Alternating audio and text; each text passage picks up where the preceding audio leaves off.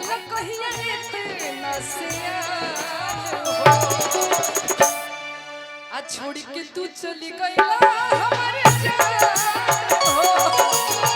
भइल कहिया इतना सियान हो आशा की तो हो बरसात के मौसम में तन्हाई के आलम में मैं घर से निकल आया बोतल भी उठा लाया बरसात अभी जिंदा हूँ तो जीने दो भाई बरसात में मेरे दो भाई बरसा हूँ तो जीने दो भाई बरसात में मेरे दो मुझे टुकड़ों में नहीं जीना है कतरा तो नहीं जीना है हो मुझे टुकड़ों में नहीं जीना है कतरा तो नहीं जीना है हो आज की शाम कटेगी कैसे हो मेरी प्यास बुझेगी कैसे और कि दारू पी ले आके देखा ये सनम क्या बात आके देखा ये सनम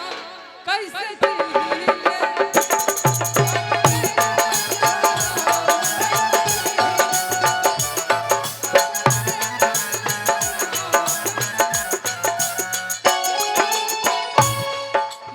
बरसात के दिन आए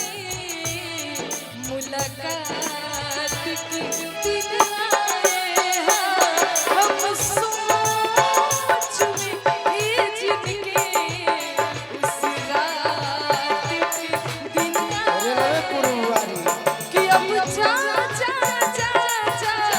भुला कर हो अब जा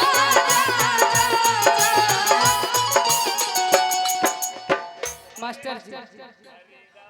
कि तोहरा से साथ जब छूटी सुना का कहती है सुना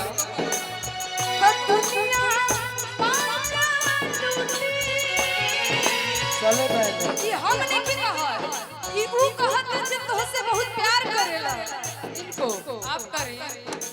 वो कहत जे तोहसे बहुत प्यार करेला जैसे आप इनको करें अरे बतिया पूछिए ना भाव के पूछो